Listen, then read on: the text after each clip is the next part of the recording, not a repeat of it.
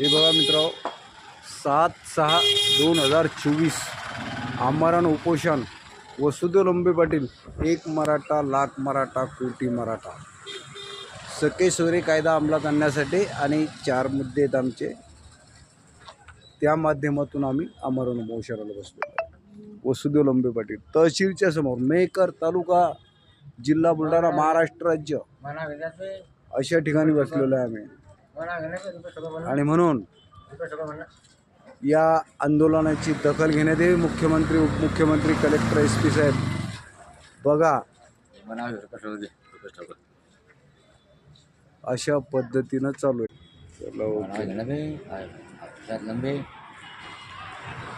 तहसीलच्या समोर बसलेलो आहे आम्ही.